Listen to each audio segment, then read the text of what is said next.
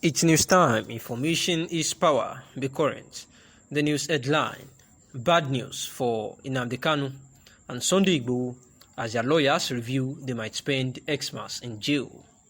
The news in full: as the year draws to a close, all indications are that NNAMDI KANU and the leader of the indigenous people of Biafra and Sunday Adeyemo, PK Sunday Igboho, a Yoruba Nation activist, will spend the holiday session in jail, barring any last-minute development.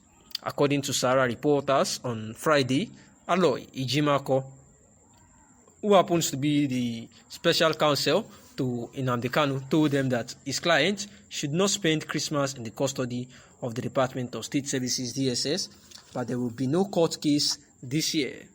The lawyer stated that he was waiting for Abia State High Court to set a date for KANU's case to be heard again, and KANU's fundamental human rights were subject of a lawsuit filed in the court.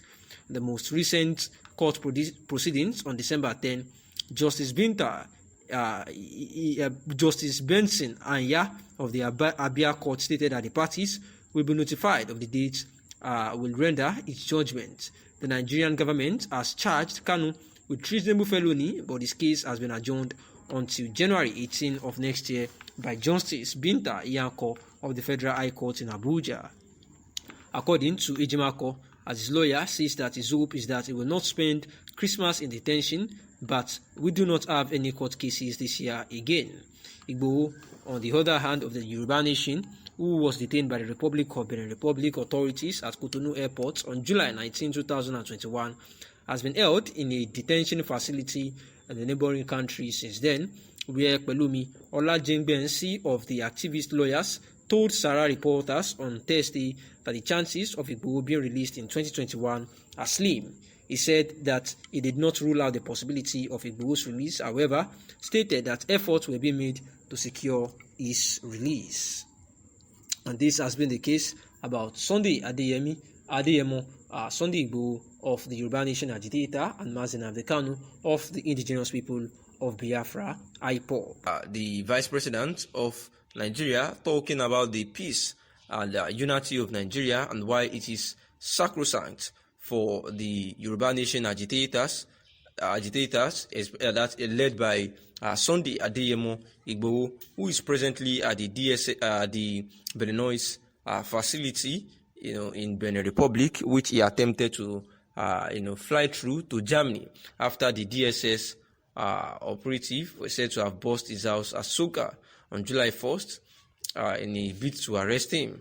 And also, the indigenous people of Biafra leader, Mazi NNAMDI KANU, who is presently at the DSS facility after his case has been adjourned to January 19, 2022.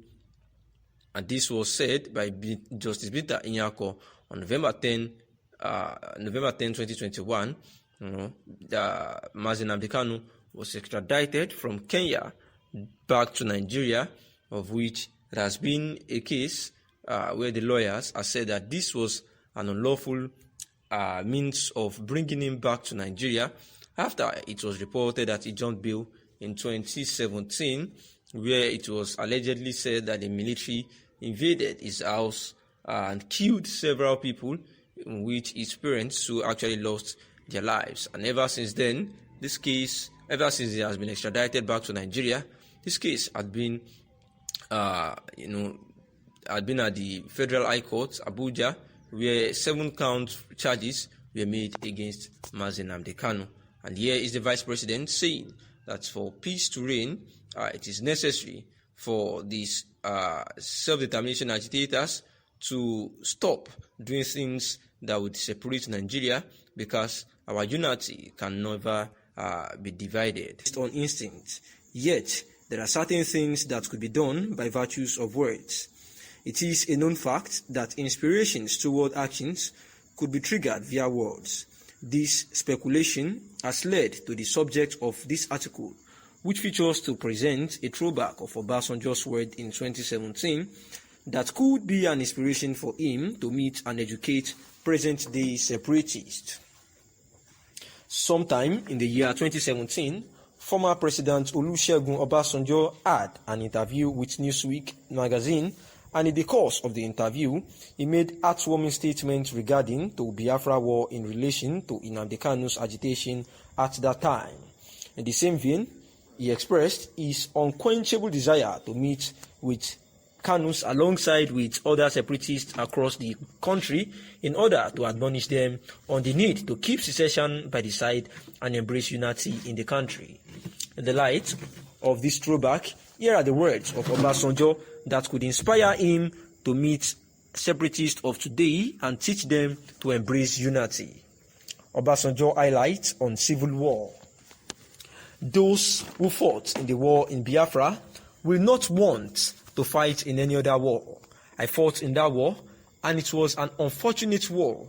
I said I had fought one war too many in Nigeria. I don't want to see another, he said. This is indeed a motivating statement that could inspire Obasanjo as a patriotic leader to meet KANU and other separatists, informing them of his experiences during the war and encouraging them to drop their agitation. 1967 to 1970, civil war was indeed an unpleasant experience, and as Obasanjo had stated in 2017, he doesn't want to witness another war. He couldn't be inspired to meet KANU and other agitators across the country to quench the fire that may lead to another war. 2. His earlier desire to meet KANU and others. I would want to meet KANU myself and talk to people like him, people of his age, and ask, what are your worries? Not only from the southeast but from all parts of Nigeria, he said. Now, reiterating on Obasanjo's earlier desire in 2017 to meet NNAMDI KANU and other separatists, he could find it inspirational to do so at this time where present-day agitations have risen to a displeasing level. At this time where some Nigerian youth in the southeast have chosen to be violent under the umbrella of secession, Obasanjo could be inspired to accomplish the need to meet NNAMDI KANU and other separatists in order to restore peace through strategic admonishment. And these were the words of Obasanjo, according to this public analyst who is trying to bring some points from Obasanjo's throwback statement, as per the secessionist agitations to leave Nigeria. Thereby, we recall that Obasanjo had also, at a point in time, cautioned the secessionists in Nigeria to stop this, as the peace and oneness of Nigeria is very, very sacrosanct. Obasanjo, on Wednesday, September 29th, explained that unity would ultimately bring peace and progress to the country.